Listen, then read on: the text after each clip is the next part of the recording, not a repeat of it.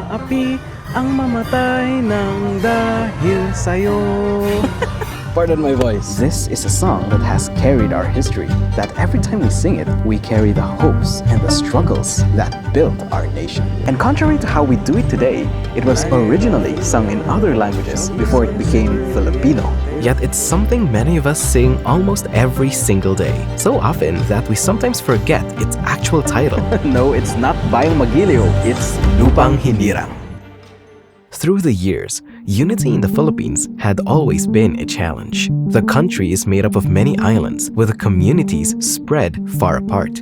But music is a universal language, just like how we sing the same songs, or remember celebrities, or even political candidates through their catchy jingles. What better way to bring people together than through a song? The Philippine Islands, known to the Spaniards as Filipinas, refers to the thousands of islands that make up the country. But when you zoom in to the people, back then, there was no real sense of national unity. Each community tended to live, survive, or fight for its own. There was no single idea of a Filipino yet. Back then, Filipino technically referred to Spaniards born in the islands, people of Spanish descent born in the Philippines to Spanish parents. By the 1800s, the idea of a collective consciousness began to take root. Rizal and the propaganda movement gave that dream a name, independence. But while Rizal and the others argued for reforms, others planned for battle. The Katipunan was founded on July 7, 1892 by 6 patriots, Andres Bonifacio, known today as the father of the revolution. One of the Katipunan's main objectives was independence through an armed revolution. In 1896, Bonifacio's group commissioned one of its members, composer Julio Nakpil, to create a unifying anthem for the Katipunan Brotherhood titled Marangal na Dalit ng Katagalugan.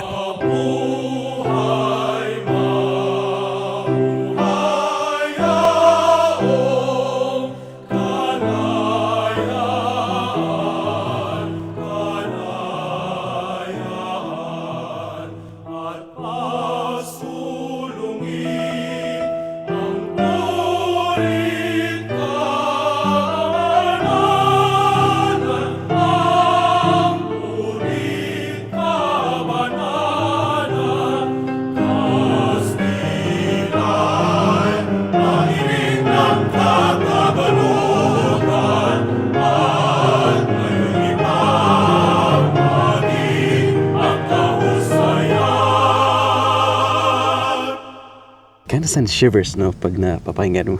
And to think, this was a song that our revolutionary ancestors sang more than 120 years ago. But it's important to note that while the song is in Tagalog and it mentions Katagalugan, the Katipuneros use the term Katagalugan to refer to the entire archipelago, not just ethnic Tagalogs. And the recording that we just heard isn't the exact 1896 version, because the original version was destroyed during 1945 in the Battle of Manila. Julio Nakpil, the composer, survived the war, and in his 80s reconstructed this song from his memory. So that modern recording is the one that's born out of his reconstruction. Sadly, we may never hear the song as exactly how it was.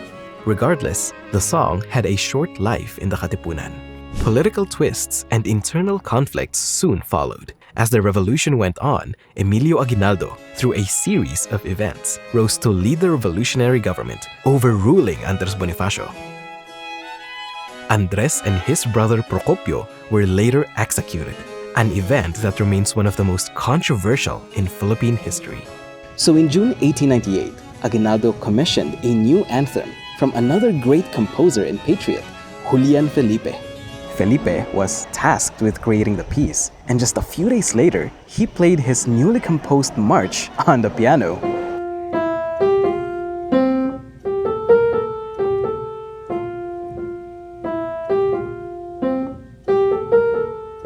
Surely, Felipe did a better job at playing the piano than I did, so Aguinaldo adopted it on the spot and instructed Felipe on June 11, 1898 to teach it to the San Francisco de Malabon Band. And on June 12, 1898, history's spotlight once again turned to Kawit, Cavite. For the very first time, the march was played in public, as the very first Philippine flag was also being waved on Aguinaldo's balcony, side by side.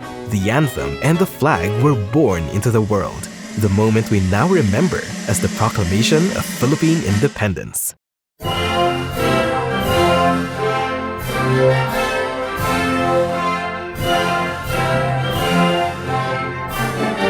But it had no lyrics yet. Julián Felipe's work, originally titled Marcha Filipina Magdalo, named after Aguinaldo's faction, which was later renamed into Marcha Nacional Filipina, is said to be also inspired from two other national anthems from Europe, none other than Spain's Marcha Real and France's La Marseillaise. Do you hear any similarities?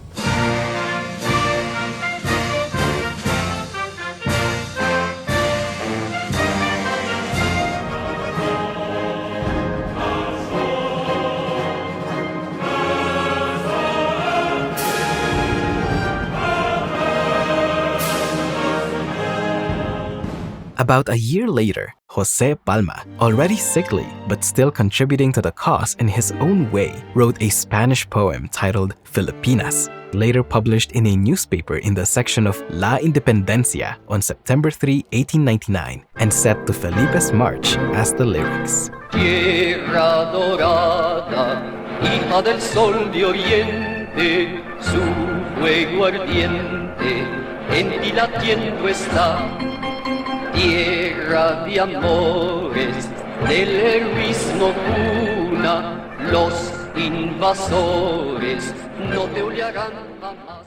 But after fighting one empire, the Philippines was about to face another, the United States of America. The Philippine-American War ended the First Republic's hopes, and the US established colonial rule. During the Commonwealth era, as English was being widely taught in schools and institutions, an English version of the anthem called the Philippine Hymn, translated by Camilo Osayas and an American educator named Mary Lane. This English version of the anthem was made official for the Philippine Commonwealth. Land of the morning, child of the sun returning, with fervor burning, thee do our souls adore.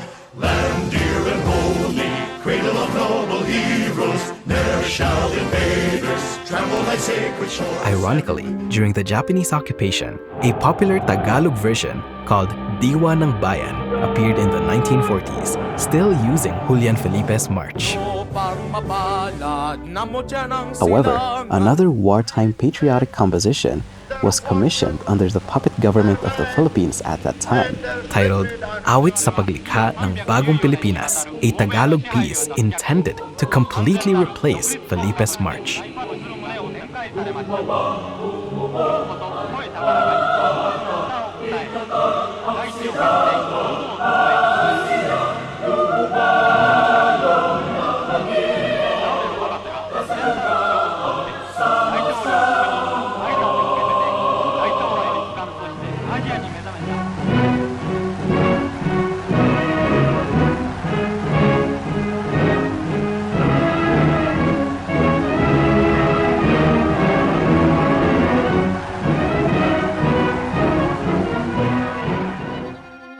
After World War II in 1945 and the return of independence in 1946, Tagalog increasingly became the foundation of the national language. Continuing from Manuel Quezon's Commonwealth era, a Tagalog version called O Sintang Lupa circulated in the late 1940s and was made official in 1948. A few years later, under President Magsaysay, another Filipino version of the anthem was commissioned, titled Lupang Hinirang. It made its official debut on May 26, 1956, with minor revisions continuing into the 1960s. But then, its words were finally secured into law by Republic Act 8491 in 1998, the famous Flag and Heraldic Code of the Philippines. And this 1960s version, with all its revisions, is what we sing almost every day as our official national anthem.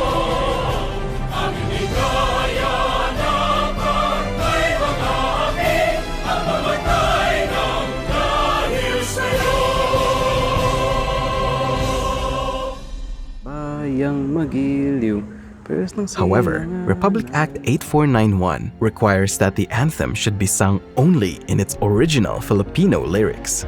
The official language meant to represent all Philippine languages. Yet many point out that those lyrics are still heavily rooted in Tagalog. This raises a debate. If Filipino is supposed to embody a fusion of all Philippine languages, shouldn't the anthem be allowed in other mother tongues people actually use every day? Inireklamo po ang lokal na pamahalaan ng Misamis Oriental dahil yan sa pag-awit nila ng Lupang Hinirang, hindi sa wikang Pilipino, kundi sa wikang Bisaya. Regardless, many local translations already exist in other Philippine languages: Ilocano, Kapampangan, Cebuano or Bisaya, though they are not recognized for official use. Just like our flag, our national anthem was born out of battle, out of literally blood, sweat, and tears. Today, it might be just a routine part of schools and institutions, but looking back at its origins, we can feel proud of our shared history and the layered way our national identity was sung into being.